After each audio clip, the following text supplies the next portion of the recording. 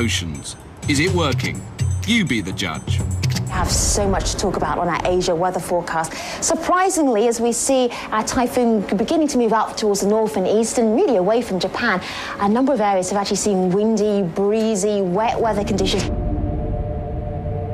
We just left snow in New Zealand, near the frozen continent of Antarctica. Now we're in Hong Kong, China, north of the equator, where it's burning hot. How hot is it in Hong Kong? The sun is so strong here, this time of year, that the North Pacific is practically sweating. The people here are definitely sweating. It's 28 degrees Celsius, 78% humidity, 93% chance of rainfall, 100% nasty. But is that bad enough? Not for the weather. Oh no. This is Typhoon Alley. You can almost see the thunderstorms form as the moist air rises from the ocean, like steam from a pot of boiling water. And to make it worse, this is also the time of year when the trade winds from the equator are strongest. They blow a few of these thunderstorms together into a tropical storm, and it whirls across the warm ocean like a buzzsaw in the hands of an amateur handyman, fueling itself by sucking in more warm, moist air. The wind grows, and finally the distinctive eye forms, and you have a typhoon. Another party tidbit. Typhoons are the same weather systems as hurricanes, but they're called typhoons in the North Pacific and hurricanes in the Atlantic. I call it part of the conspiracy to make weather hard to understand. Typhoons can grow to more than 800 kilometres in diameter, enough to blanket the entire United Kingdom. They can pack 360 kilometres per hour winds, faster than a high-speed train. They can dump more than 20 billion tonnes of rain in just 24 hours. I don't even have a comparison for that.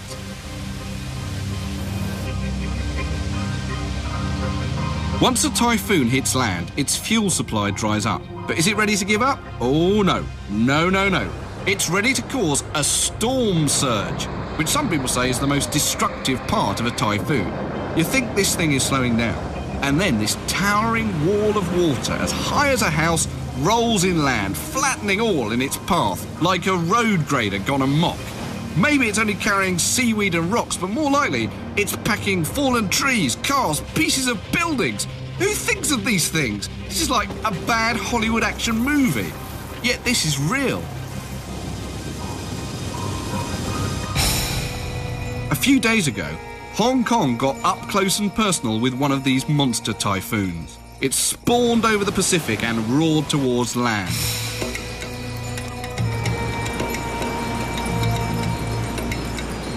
But guess what? There are people in Hong Kong who actually like extreme weather. Meet Clarence Fong. It has become a habit so that I wake up every day and just switch on the computer and then get into my website to see the weather first. Even sometimes earlier than going to the toilet to wash my face. That day, Clarence probably didn't wash his face until noon at the earliest. The storm was called Typhoon U2, and it emptied the streets. There are 5 typhoon ratings, 1, 3, 8, 9 and 10. The higher the number, the faster the wind.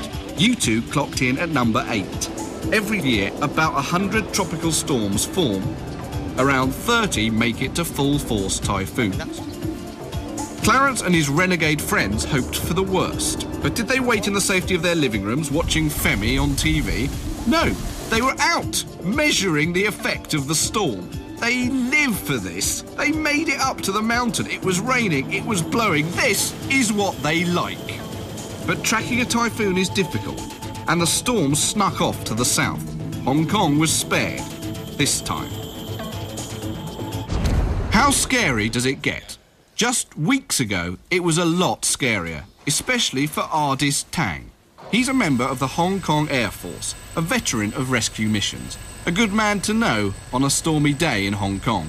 He raced to the rescue as torrential rains flooded parts of the city, forcing people onto their roofs in a desperate attempt to escape the rising waters. Rescue helicopters and hovercrafts trawled for survivors. It was one of the largest storms in 2 decades. It was a mess. You might expect a modern city like Hong Kong, people do not require to worry about the weather.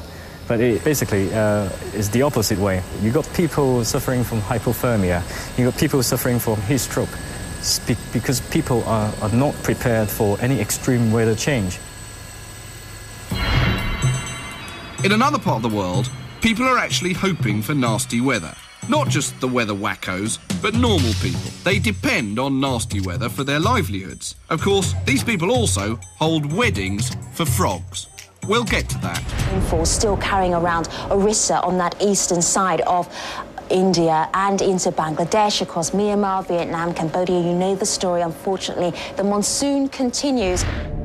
The sun that's causing typhoons over the North Pacific is also causing people in India to fixate on storms. But they're hoping the storms will arrive. The 27th of July is the middle of the Asian summer monsoon season.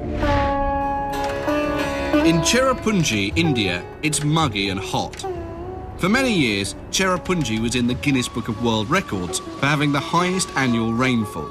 Sometimes, residents don't see the sun for 2 months. This rain is so irritating that even the British colonists left because they couldn't stand the weather.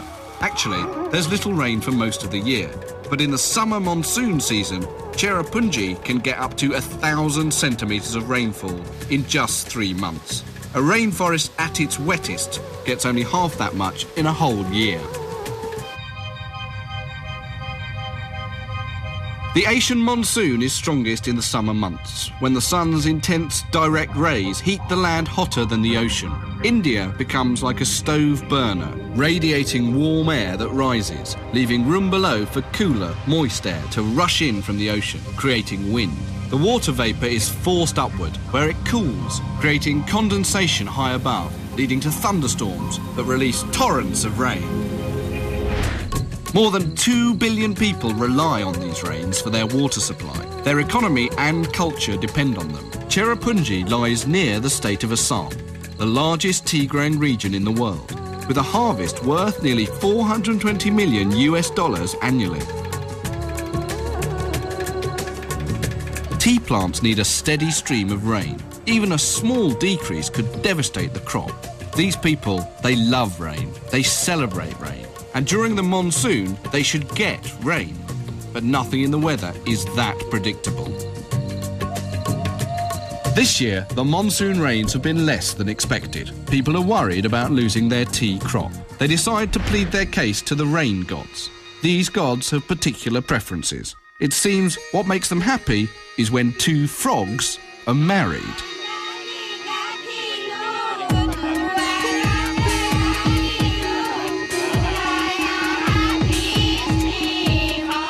In Assam, legend has it that during dry spells, joining 2 frogs in marriage brings rain. So people conduct grand ceremonies following Hindu marriage rituals. Whole villages rejoice.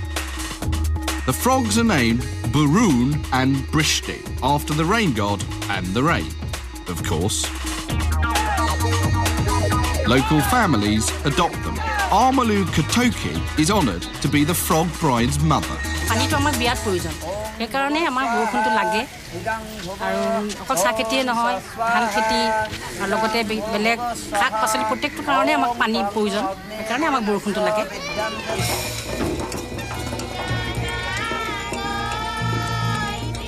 And they take this seriously.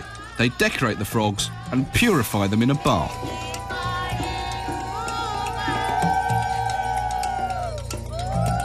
The frog groom's family invites the reluctant bride to the mandap, the marriage altar, and the frog arrives for the ceremony.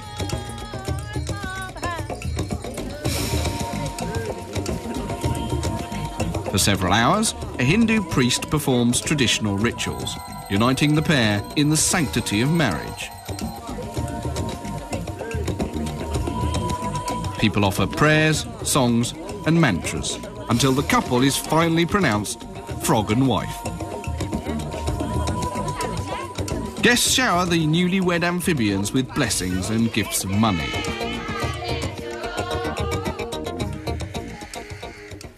The priest takes the couple to spend their honeymoon in a nearby pond. Soon after, the clouds over Cherrapunji turn dark, and rain begins to pour.